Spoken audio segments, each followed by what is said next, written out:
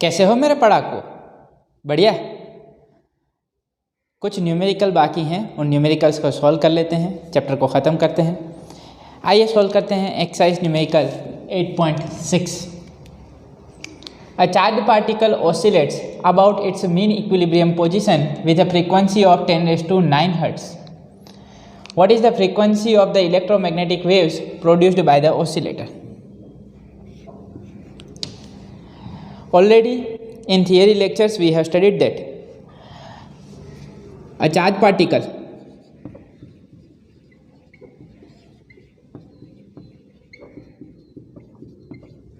oscillating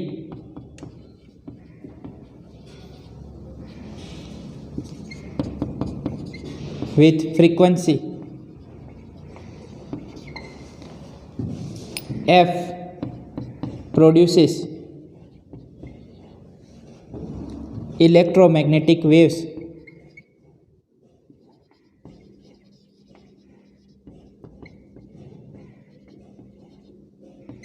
of same frequency.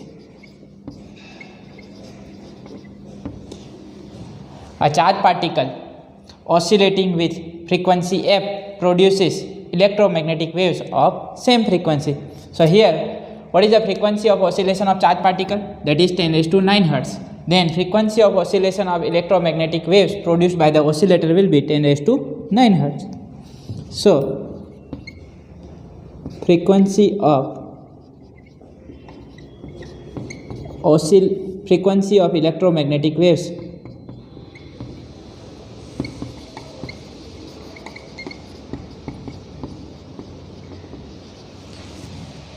produced by the oscillator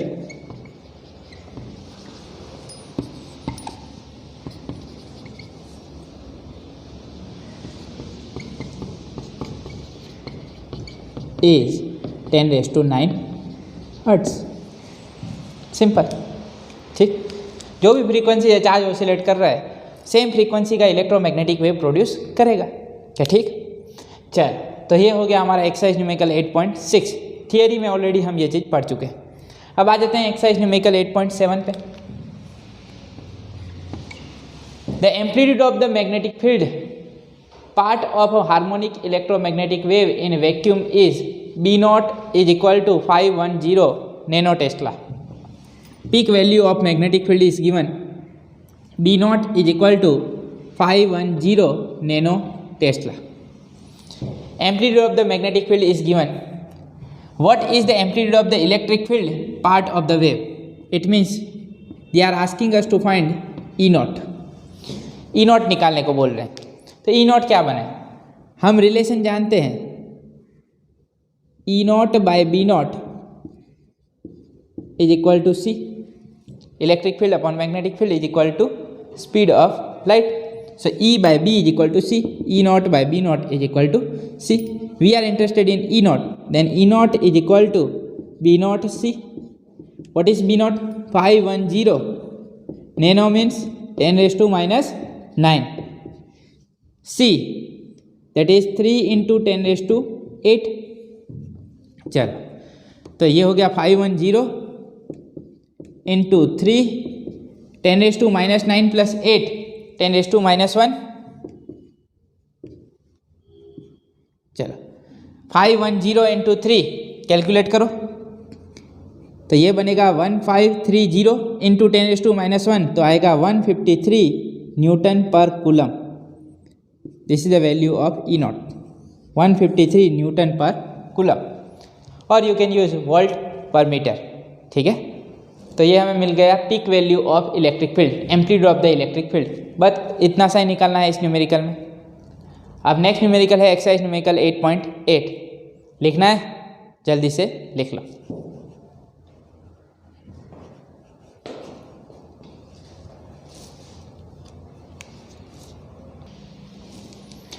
आइए solve करते हैं exercise numerical 8.8। Suppose that the electric field amplitude of an electromagnetic wave is E0 is equal to 120 Newton per coulomb. Amplitude of electric field is given. E0 is equal to 120 Newton per coulomb. And that its frequency f is equal to 50 megahertz. Part A they are asking us to find B naught, omega, K and lambda. तो पहले निकाल लेते हैं B not. E not है हमारे पास और ई और B के बीच में हम रिलेशन जानते हैं, क्या बनेगा? E naught by B naught is equal to C, therefore E naught is equal to B naught C, पर हमें तो निकालना है B naught, therefore B naught is equal to E naught by C. E naught हमारे पास है, ई naught क्या है? 120/3 इंटू 10⁸, 3 इंटू 40 इंटू 10⁻⁸, ठीक है। तो इसे हम लिख सकते हैं B naught is equal to 400 into 10⁻⁹ tesla. तो ये बनेगा B naught is equal to 400 nano tesla, ठीक। तो हमें मिल गई peak value of magnetic field. अब निकाल लेते हैं ओमेगा।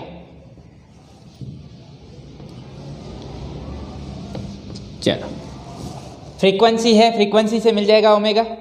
तो omega is equal to 2πf, right, 2 into 3.14 into frequency 50 megahertz, 50 into 10⁶, 50 into 2 100 into 10⁶, 10⁸, तो ये बनेगा 3.14 इंटू 10⁸।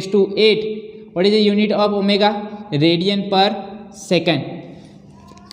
तो एंगुलर फ्रीक्वेंसी ओमेगा भी मिल गई हमें, 3.14 इंटू 10⁸ रेडियन पर सेकंड। चलो अब निकाल लेते हैं के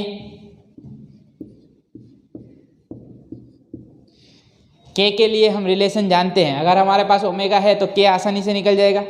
omega by K is equal to C, omega by K is equal to C, therefore K is equal to omega by C. Omega की वैल्यू हमें मिल चुकी 3.14 इंटू 10⁸ अपॉन 3 इंटू 10⁸। चलो 10⁸ विल गेट कैंसिल, 3.14 अपॉन 3 करें तो क्या मिलेगा? K is equal to 1.05। What is the unit of K? That is radian per metre. चलो, मैग्नीट्यूड ऑफ वेव वेक्टर भी मिल चुका है। अब क्या निकालना है? Lambda, wavelength. लेमड़ा निकालनी है तो हम यूज कर सकते हैं K is equal to 2π/λ, therefore lambda is equal to 2π/k, 2 into 3.14 upon 1.05 करें, आप लोगों को वेवलेंथ मिल जाएगी lambda is equal to 6 metre. चलो, हमें वेवलेंथ मिल चुकी। तो फर्स्ट पार्ट ए हमारा सॉल्व हो चुका है। अब पार्ट बी की बारी। चलो, पार्ट बी की बारी। क्या पूछा है? Find expressions for vector E and vector B. Vector E निकालना है तो हमें इलेक्ट्रिक फील्ड के लिए इक्वेशन मालूम है। क्या फॉर्मूला बनता है? E is equal to E naught sine, जिस डायरेक्शन में प्रोपागेट कर रहा है, हमें डायरेक्शन नहीं बताई गई। एक्सप्रेशन निकालने को बोला है, वेक्टर ई और वेक्टर बी का डायरेक्शन निकालो, एक्सप्रेशन निकालो। क्या निकालना है? वेक्टर ई और वेक्टर बी के लिए एक्सप्रेशन निकालना है, पर हमें नहीं बताया गया है कि कौन सी डायरेक्शन में वेव प्रोपागेट कर रहा है। तो हम सोच लेते हैं कि suppose electromagnetic wave propagates in positive X direction. कौन सी डायरेक्शन में प्रोपागेट कर रहा है? Positive X direction. तो पॉजिटिव एक्स में प्रोपागेट कर रहा हो तो उसके लिए फॉर्मूला क्या बनेगा? E is equal to E naught sine K X minus omega T. ये बनता है इलेक्ट्रिक फील्ड का फॉर्मूला। वेक्टर फॉर्म में चाहिए तो हमें डायरेक्शन देनी होगी। Vector E is equal to E naught, E naught क्या है हमारे पास? 120 साइन के की वैल्यू हमें क्या मिली? 1.05 एक्स माइनस ओमेगा क्या है हमारे पास? 3.14 इंटू 10⁸ टी। चलो, इक्वेशन तो बन गया, पर वेक्टर फॉर्म में है तो डायरेक्शन बतानी होगी। हम जानते हैं इलेक्ट्रोमैग्नेटिक वेव प्रोपागेट्स, यहाँ पे के एक्स माइनस ओमेगा टी, इसका मतलब क्या है? Electromagnetic wave propagates in positive X direction.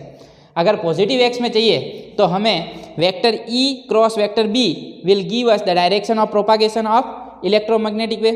तो वेक्टर ई अगर मैं ले लूँ वाई डायरेक्शन में और वेक्टर बी ले लूँ जेड डायरेक्शन में, तो J cap cross K cap, J cap cross K cap will give me I cap, तो यहाँ पे बनना चाहिए J cap. What is the unit of electric field? Newton per coulomb. तो ये बन गया वेक्टर ई का equation. Same way vector B का इक्वेशन बनाओ तो क्या बनेगा? Vector B is equal to B naught sine K X minus omega T. तो बी नॉट चाहिए, तो बी नॉट हमें मिला है कितना है? 400 नैनो टेस्ला। क्या है? 400 नैनो टेस्ला। तो 400 साइन, चलो यहाँ पे वही रहेगा 1.05 x माइनस 3.14 इंटू 10⁸ टी के कैप नैनो टेस्ला। तो ये मिल गया हमें मैग्नेटिक फील्ड का इक्वेशन। क्या ठीक? तो ये हो गया हमारा एक्सरसाइज न्यूमेरिकल 8.8। बहुत ही आसान सा न्यूमेरिकल है। मैंने जैसे बताया था न्यूमेरिकल अगर सोल्व करने हैं तो हमें कैरेक्टरिस्टिक्स ऑफ इलेक्ट्रोमैग्नेटिक वेव्स आनी चाहिए। ठीक, लिखना है जल्दी से लिख लो।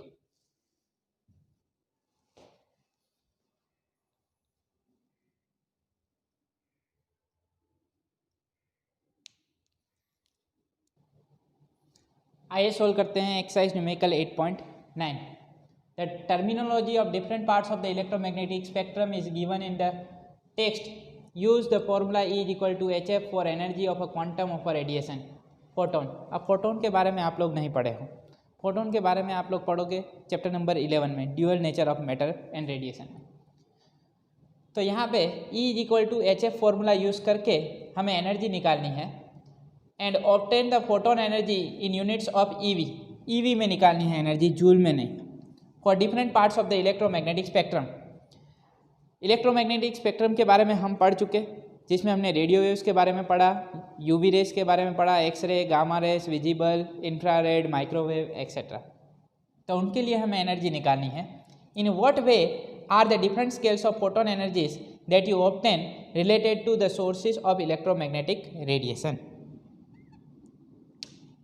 चलो पहले हमें एनर्जी निकालनी है।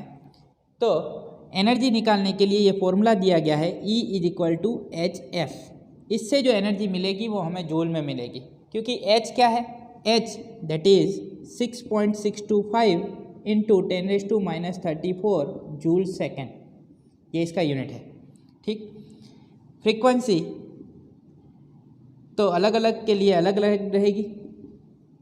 इलेक्ट्रोमैग्नेटिक वेव्स हैं जिसमें एक्सरे के लिए अलग रहेगी, गामा रेस के लिए अलग रहेगी, रेडियो वेव्स के लिए अलग रहेगी। तो वो फ्रीक्वेंसी हमें सब्स्टिट्यूट करनी है। फ्रीक्वेंसी का यूनिट क्या बनेगा? Second inverse. तो यहाँ से इस फॉर्मूला से जो एनर्जी मिलेगी वो किस में मिलेगी? जूल में। अगर हमें एनर्जी चाहिए EV में तो यहाँ पे हमें यूज़ करना होगा E is equal to HF by E, because 1 EV is equal to 1.6 into 10⁻⁻19 joule, ये बनेगा। ठीक, तो अगर जूल में से EV में कन्वर्ट करना है तो हमें करना होगा HF बाय 1.6 इंटू 10⁻⁻19। ये करेंगे तो हमें एनर्जी मिल जाएगी EV में। ठीक है, फ्रीक्वेंसी निकालनी है तो हमें फ्रीक्वेंसी का फॉर्मूला मालूम है, F is equal to C by lambda. और वेवलेंथ की रेंज के बारे में हम ऑलरेडी पढ़ चुके लास्ट लेक्चर में। ठीक है, पहले ही मैं बात करूं तो यहाँ पे अलग अलग रेस के बारे में हम पढ़ चुके। तो इलेक्ट्रोमैग्नेटिक स्पेक्ट्रम की बात करें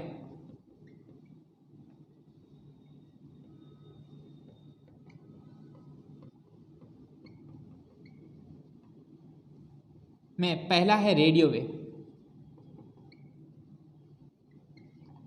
चलो फिर उसकी वेवलेंथ, कोई एक पर्टिकुलर वेवलेंथ ले लेंगे और उसके लिए निकालेंगे एनर्जी इन EV। किस में निकालेंगे? एनर्जी EV में। और जिस सोर्स की वजह से ये इलेक्ट्रोमैग्नेटिक वेव प्रोड्यूस होते हैं उसके बारे में चर्चा करेंगे। पहला वेव ले लेते हैं रेडियो वेव। अगर रेडियो वेव की बात करें तो उसकी वेवलेंथ जो है हम रेंज पढ़ चुके। अभी मैं वेवलेंथ कुछ ले लेता हूँ, lambda is equal to 1 metre के लिए। अगर lambda is equal to 1 metre के लिए उसकी एनर्जी निकाली जाए तो यहाँ पे lambda is equal to 1 metre substitute कर दीजिए तो फ्रीक्वेंसी क्या मिल जाएगी? 3 इंटू 10⁸ हर्ट्स। ठीक है, 3 इंटू 10⁸ हर्ट्स। H की वैल्यू हमारे पास है, F की वैल्यू यहाँ पे सब्स्टिट्यूट करिए, एनर्जी मिल जाएगी आप लोगों को जूल में।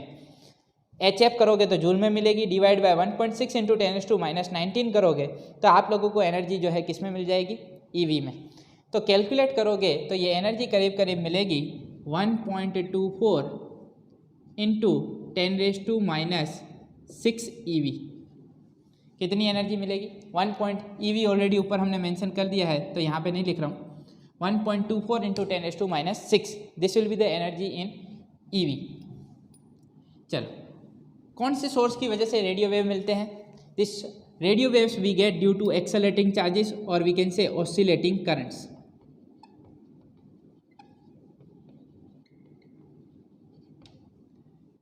अब ये जो एनर्जी आ रही है, ये एनर्जी हमें किसका आइडिया दे रही है, this energy gives idea about the spacing between energy levels.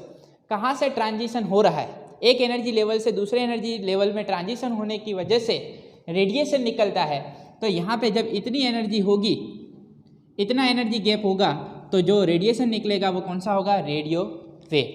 ठीक, अब नेक्स्ट बात करें तो रेडियो वेव के बाद आएगा ये ट्रांजिशन वगैरह के बारे में आप एटम्स और न्यूक्लियस चैप्टर में आप लोग पढ़ोगे।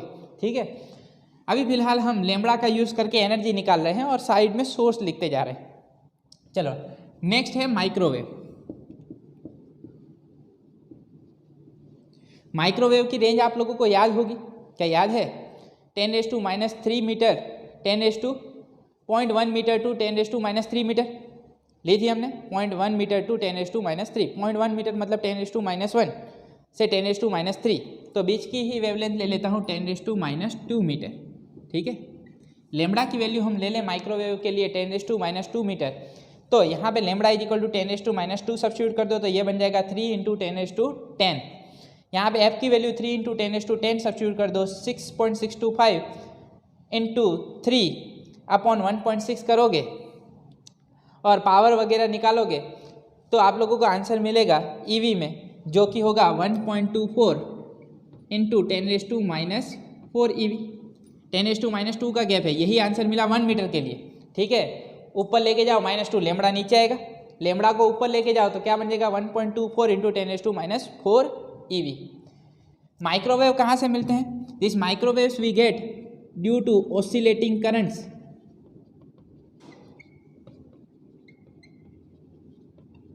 इन वैक्यूम ट्यूब्स। वैक्यूम ट्यूब में ऑसिलेटिंग करंट की वजह से कौन से वेव मिलते हैं, माइक्रोवेव। अब आगे मैं बात करूं तो नेक्स्ट है इंफ्रारेड वेव। इंफ्रारेड वेव की बात करें तो इंफ्रारेड वेव की आप लोगों को वेवलेंथ मालूम होगी, हमने ली थी 1 mm टू 700 नैनोमीटर। तो नैनोमीटर 700 नैनोमीटर को देखने जाएं तो 7 इंटू 10⁻⁻7 बनेगा और 1 mm मतलब 10⁻3। 10⁻3 से 10⁻⁻7 की रेंज के बीच में जाना है तो मैं यहाँ पे ले लेता हूँ 10⁻5 मीटर। वेवलेंथ क्या ले लेता हूँ मैं, 10⁻5 मीटर। अगर मैं 10⁻5 मीटर ले लूँ तो मुझे बताओ कि जो आंसर आएगा वो क्या होगा, -5 ऊपर जाएगा तो ये हो जाएगा 1.24 इंटू 10⁻1। ठीक है, तो एनर्जी जो मिलेगी इंफ्रारेड वेव के लिए वो क्या होगी, 0.124 ईवी। ठीक, इंफ्रारेड वेव किसकी वजह से मिलेंगे, here this infrared wave we will get due to excitation of electrons. Due to excitation of electrons we will get infrared wave. Next, infrared wave के बाद आगे जाएं तो विजिबल लाइट वेव की बात करें तो विजिबल लाइट वेव की जो रेंज थी वो कितनी थी, 700 नैनोमीटर टू 400 नैनोमीटर। 700 टू 400 के बीच में मैं एक ले लूँ 500 नैनोमीटर, क्या ले लूँ 500 नैनोमीटर। तो 500 नैनोमीटर के लिए अगर एनर्जी कैलकुलेट करोगे तो यहाँ पे लैम्बडा की जगह क्या लगा देना है आपको, 500 इंटू 10⁻⁹ एफ मिल जाएगा, फिर एच एफ निकाल लो, फिर उसको डिवाइड बाई ई कर दो, एनर्जी ईवी में मिल जाएगी जो कि एनर्जी होगी 2.5 ईवी। कैलकुलेट करोगे तो करीब करीब ये एनर्जी मिलेगी 2.5 ईवी। तो ये विजिबल वेव भी किसकी वजह से मिलते हैं, we get due to excitation of electrons in atom.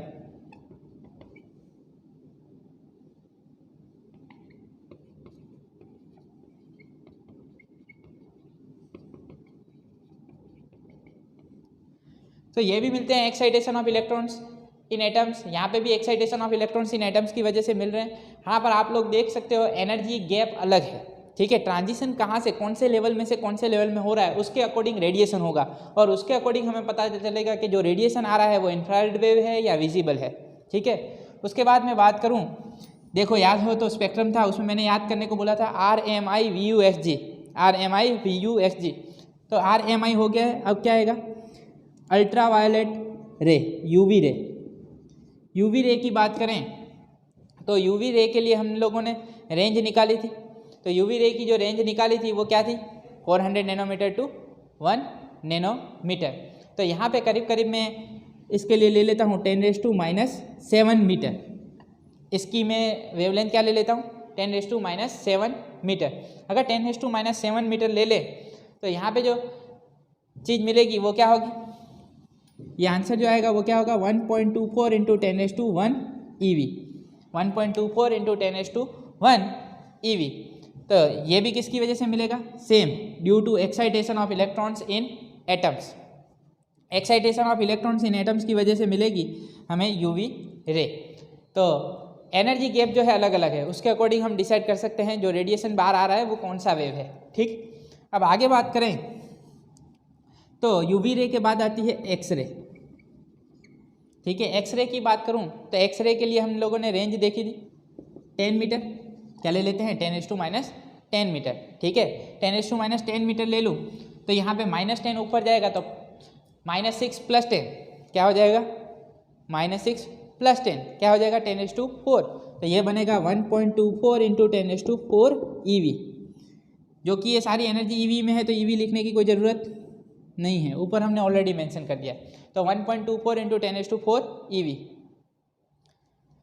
चलो, तो ये हमें एनर्जी मिल गई।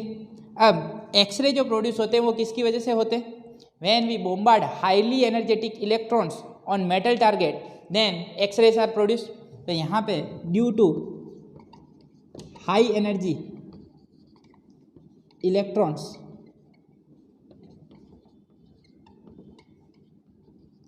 We get X-rays. अब एक्सरे के बाद बात करूं तो आते हैं गामा रे। गामा रेस की बात करें तो गामा रेस की वेवलेंथ हमें मालूम है लेस देन 10⁻³ नैनोमीटर, 10⁻³ नैनोमीटर से कम। तो यहाँ पे मैं ले लेता हूँ 10⁻12 मीटर, क्या ले लेते हैं 10⁻12 मीटर। ये जनरली गामा रेस की वेवलेंथ रहती है 10⁻12 मीटर। तो 10⁻12 मीटर ले लें तो यहाँ पे 10⁻12 ऊपर जाएगा तो क्या बन जाएगा 1.24 इंटू 10⁻6 मतलब 1.24 मिलियन इलेक्ट्रोवोल्ट। तो गामा रेस की जो एनर्जी ईवी में होती है वो MEV में मिलती है, किस में मिलती है, मिलियन इलेक्ट्रोवोल्ट। तो ये हमें मिलती है किस में, गामा रेस में। और गामा रेस किसकी वजह से मिलते हैं, ड्यू टू न्यूक्लियर ट्रांजिशन।